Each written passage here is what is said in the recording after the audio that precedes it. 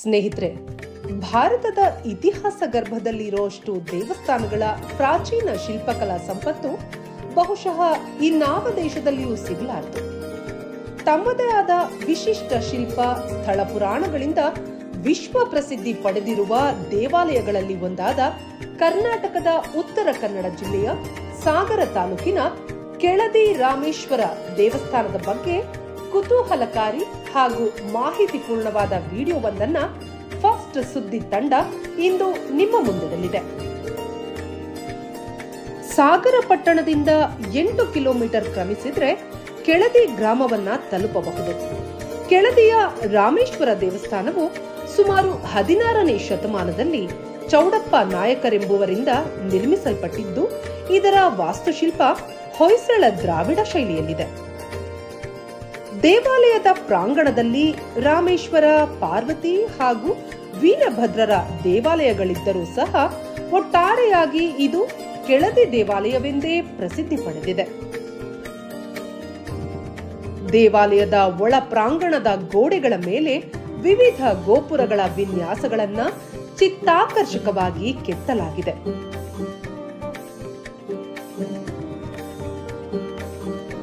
ಈ ಮಾರ್ಗದುದ್ದಕ್ಕೂ ನೀವು ಒಂಟೆಯನ್ನು ಸೇರಿದಂತೆ ಎಲ್ಲ ಪ್ರಾಣಿಗಳ ಮಿಶ್ರ ತಳಿಗಳ ಹಾಗೂ ಚಾಡಿ ಮಾತು ಕೇಳುವರಿಗೆ ಕತ್ತೆ ಕಿವಿಯ ಅಪರೂಪದ ಕೆತ್ತನೆಗಳನ್ನ ನೋಡಬಹುದು.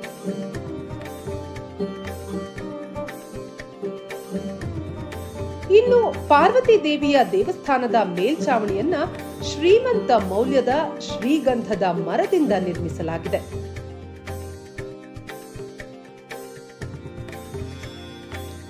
ಚಾವಣಿಯ ತುಂಬೆಲ್ಲ ವಿವಿಧ ಹೂಗಳ ಹಾಗೂ ಸಂಗೀತ ವಾದ್ಯಗಳ ಚಿತ್ತಾಕರ್ಷಕ ನವಗ್ರಹ, 5 ಹೆಡೆ ಸರ್ಪದ ಕೆತ್ತನೆಗಳು ನೋಡುಗರ ಕಣ್ಮನ ಸೆಳೆಯುತ್ತವೆ. ಕರ್ನಾಟಕದ ಅಧಿಕೃತ ಲಾಂಛನವಾಗಿರುವ ಗಂಡ ಭೇರುಂಡ ಪಕ್ಷಿಯ ಕೆತ್ತನೆ ಕೂಡ ಇಲ್ಲಿನ ಮೇಲ್ಚಾವಣಿಯಲ್ಲಿ ನಾವು ನೋಡಬಹುದು. ದೇವಾಲಯದ ಮುಂಭಾಗದಲ್ಲಿ ಇರುವ 24 ಅಡಿ ಉದ್ದದ ಬೃಹತ್ ಕಂಬದ ಮೇಲೆ ನಂದಿ ಮಂಟಪ ನೋಡಬಹುದು.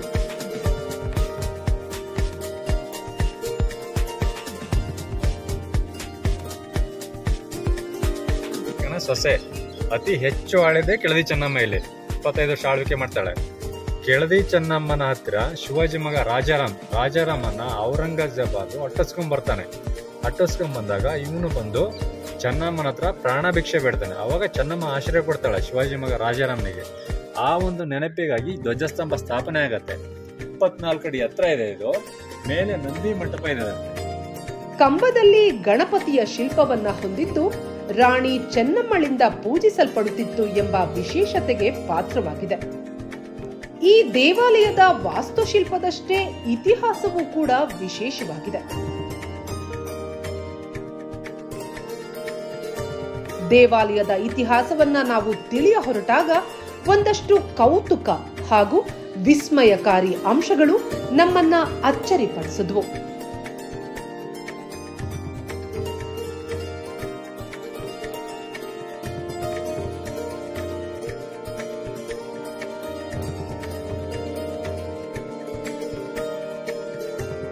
ಕೆಳದಿ ಫಸ್ಟ್ ಸಂಸ್ಥಾನ ಸ್ಥಾಪನೆ ಮಾಡಿದ ಚೌಡಪ್ಪ ನಾಯಕ. ಅಂದ್ರೆ ತುಂಬಾ ಕಾಡಿನ ಮಧ್ಯೆ ಒಂದು ಹುತ್ತ ಇರುತ್ತೆ.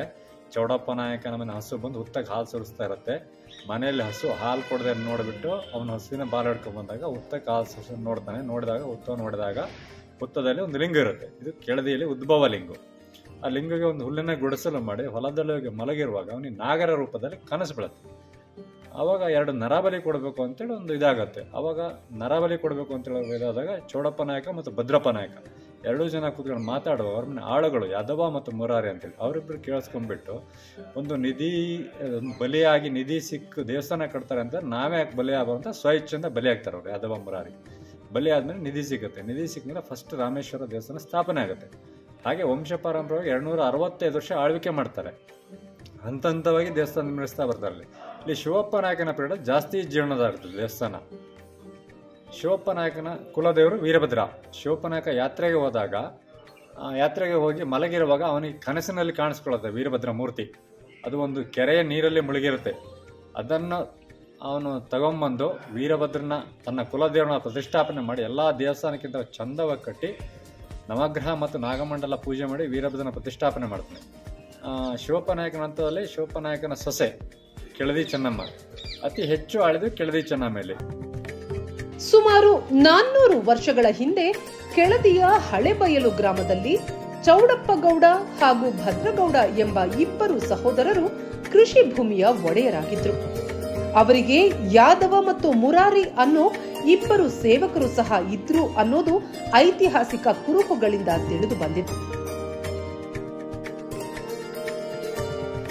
ಒಮ್ಮೆ ಇವರ ಹಸು ಒಂದು ಹುತ್ತದ ಮೇಲೆ ಹಾಲನ್ನು ಸುರಿಸುವುದನ್ನು ನೋಡಿದ ಚೌಡಪ್ಪ ಗೌಡರು ಅದನ್ನು ಅಗಿದಾಗ ಒಂದು ಶಿವಲಿಂಗ ಪತ್ತೆಯಾಗುತ್ತದೆ.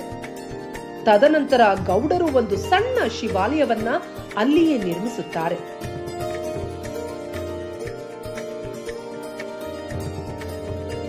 ಸ್ವಲ್ಪ ಸಮಯದ ನಂತರ ಉಳುಮೆ ಮಾಡುವಾಗ ಅವರಿಗೆ ಒಂದು ಖಡ್ಗವೂ ಕೂಡ ದೊರೆತು ಅದು ದೈವಿ ಶಕ್ತಿಯನ್ನು ಹೊಂದಿರುವ ನಾಗ ಮುರಾರಿ ಕತ್ತಿ ಎಂದು ತಿಳಿದು ಬರುತ್ತದೆ. ಮುಂದೊಮ್ಮೆ ದೊರೆತ ನಿಧಿಯನ್ನು ಚೌಡಪ್ಪ ಗೌಡರು ಮುಟ್ಟದೆ ಹೋದಾಗ ಕನಸಿನಲ್ಲಿ ಅವರಿಗೆ ನರಬಲಿಯನ್ನು ನೀಡಿ ಕೊಪ್ಪರಿಗೆ ಹೊನ್ನನ್ನು ಸದುಪಯೋಗ ಪಡಿಸಿಕೊಳ್ಳಬೇಕೆಂಬ ಆದೇಶವಾಗುತ್ತೆ. ಅದರಂತೆ ಸ್ವಯಂ ಪ್ರೇರಿತರಾದ ಸೇವಕರನ್ನ ಬಲಿ ನೀಡಿ ನಿಧಿಯನ್ನ ಹೊರತೆಗೆದ ಚೌಡಪ್ಪ ಗೌಡರು ಆ ಸಂಪತ್ತಿನಿಂದ ಸಣ್ಣ ಪಡೆಯನ್ನು ನಿರ್ಮಿಸಿ ಅಕ್ಕಪಕ್ಕದ ಹಳ್ಳಿಗಳನ್ನ ವಶಪಡಿಸಿಕೊಂಡು ಮುಂದೆ ವಿಜಯನಗರ ಸಂಸ್ಥಾನದಿಂದ ಶಿಖಾ ಮೊಹರನ್ನು ಪಡೆಯುತ್ತಾರೆ. ಹೀಗೆ ಅವರು ರಾಮೇಶ್ವರ ದೇವಾಲಯ ಹಾಗೂ ಕೆಳದಿ ಪಟ್ಟಣವನ್ನು ಶಿಖಾ ಮೊಹರನ್ನು ಪಡೆದ ನಂತರ ಸ್ಥಾಪಿಸಿದರು ಎಂಬುದು ಪ್ರತೀತಿ. ಇನ್ನು ಕೆಳದಿಯ ರಾಮೇಶ್ವರ ದೇವಾಲಯವನ್ನ ಸಂದರ್ಶಿಸಲು ಬಯಸುವವರಿಗೆ ಸೆಪ್ಟೆಂಬರ್ನಿಂದ ಫೆಬ್ರವರಿ ತಿಂಗಳು ತುಂಬಾ ಸೂಕ್ತ. ಯಾಕಂದ್ರೆ ಸಾಮಾನ್ಯವಾಗಿ ಈ ಸಮಯದಲ್ಲಿ ತಾಪಮಾನ ಕಡಿಮೆ ಇರುತ್ತದೆ. ವರ್ಷವಿಡೀ ತೆರೆದಿರುವ ದೇವಾಲಯದ ಭೇಟಿಗೆ ಯಾವುದೇ ಪ್ರವೇಶ ಶುಲ್ಕವಿಲ್ಲ. ಬೆಳಗ್ಗೆ 6ರಿಂದ ರಾತ್ರಿ 8 ಗಂಟೆಯವರೆಗೆ ದೇವಾಲಯದ ಬಾಗಿಲು ತೆರೆದಿರುತ್ತದೆ.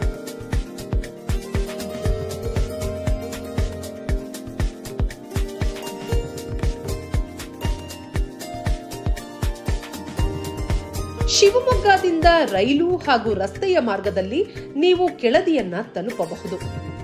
ಶಿವಮೊಗ್ಗದಿಂದ 80 ಕಿಲೋಮೀಟರ್ ರೈಲು ಮಾರ್ಗದಲ್ಲಿ ಪ್ರಕೃತಿಯ ರಮಣೀಯ ದೃಶ್ಯಗಳ ನಡುವೆ ಕೆಳದಿಯನ್ನು ತಲುಪಬಹುದು. ಕೆಳದಿಗೆ ಸಮೀಪದ ಅಂತಾರಾಷ್ಟ್ರೀಯ ವಿಮಾನ ನಿಲ್ದಾಣವೆಂದರೆ ಅದು ಮಂಗಳೂರು ವಿಮಾನ ನಿಲ್ದಾಣ. ಇಲ್ಲಿಂದ ಸುಮಾರು 200 ಕಿಲೋಮೀಟರ್ ದೂರದಲ್ಲಿ ಕೆಳದಿ ಸಂಸ್ಥಾನವಿದೆ. ಇನ್ನು ಈ ದೇವಸ್ಥಾನಕ್ಕೆ ದಿನಕ್ಕೆ 100 ಭಕ್ತರು ಆಗಮಿಸುತ್ತಿದ್ದು, ಮೂಲಭೂತ ಸೌಕರ್ಯ ಇಲ್ಲದಿರುವುದು ಹಾಗೂ ಶೌಚಾಲಯ ವ್ಯವಸ್ಥೆ ಕೂಡ ಇಲ್ಲದಿರುವುದು ಇಲ್ಲಿ ಬರುವ ಭಕ್ತಾದಿಗಳಿಗೆ ಬಹುದೊಡ್ಡ ಸಮಸ್ಯೆಯಾಗಿದೆ. ಸರ್ಕಾರ ಹಾಗೂ ಸ್ಥಳೀಯ ಜನಪ್ರತಿನಿಧಿಗಳು ಇದಕ್ಕೆ ಗಮನ ಹರಿಸಬೇಕಿದೆ. ನಾನು ನಮ್ಮ ತಂದೆಯವರ ಕಾಲದಿಂದ ಇದು ವಂಶ ಪಾರಂಪರ್ಯ ಪೂಜೆ. ನಮ್ಮ ತಂದೆಯವರು ತೀರ್ಕೊಂಡ ಮೇಲೆ ನಾನು 13ನೇ ವಯಸ್ಸಿಗೆ ವೀರಭದ್ರನ ಸೇವೆ ಮಾಡ್ಲಿಕ್ಕೆ ಬಂದಿದ್ದೀನಿ. ನಾನೀಗ 38 ವರ್ಷ ಆಯ್ತು ದೇವರ ಸೇವೆ ಮಾಡ್ತಾ. ಹೊರಗಡೆಯಿಂದ ಟೂರಿಸ್ಟ್ ಬಂದರೆ ಭಾರಿ ಸಮಸ್ಯೆ ಇದೆ ಇಲ್ಲಿ. ಯಾವುದೇ ಜನರು ಬಂದರೂ ಒಂದು ಶೌಚಾಲಯದ ವ್ಯವಸ್ಥೆ ಇಲ್ಲ, ಕುಡಿಯುವ ನೀರಿನ ವ್ಯವಸ್ಥೆ ಸರಿಯಾಗಿಲ್ಲ. ಆಮೇಲೆ ಒಂದು ದೇವಸ್ಥಾನಕ್ಕೆ ಎಲ್ಲೇ ಹೋದ್ರೂ ಕಾಲು ತೊಳ್ಕೊಂಡು ಒಳ ಹೋಗಬೇಕು. ಇಲ್ಲಿ ಆ ವ್ಯವಸ್ಥೆ ಅಂತೂ ಮುಂಚಿತವಾಗೇ ಇಲ್ಲ. ಬಂದವ್ರಿಗೆ ಭಾಳ ತೊಂದರೆ ಇದೆ. ಅದೊಂದು ನಾವು ಸಾಕಷ್ಟು ಬಾರಿ ಈ MLAಗಳು ಬರ್ತಾರೆ, MP ಗಳು ಬರ್ತಾರೆ, ಪ್ರತಿಯೊಬ್ಬರಿಗೂ ಹೇಳಿದ್ದೀವಿ ಈ ಥರ ತೊಂದರೆ ಇದೆ. ಆಯ್ತು ಮಾಡೋಣ ಅಂತೇಳಿ ಕೇಳ್ಕೊಂಡು ಹೋಗ್ತಾರೆ. ಅವ್ರು ಬಿಟ್ಟುಬಿಟ್ರೆ ಇದ್ರ ಬಗ್ಗೆ ಯಾರೂ ಗಮನ ಹರಿಸೋದಿಲ್ಲ. ಟೂರಿಸಂ ವಿಭಾಗದವ್ರಿಗೆ ಸಮೇತನೂ ಇದು ಮಾಡಿದ್ವಿ ನಾವು, ಅವರು ಏನೂ ಇದು ಮಾಡ್ತಾಯಿಲ್ಲ.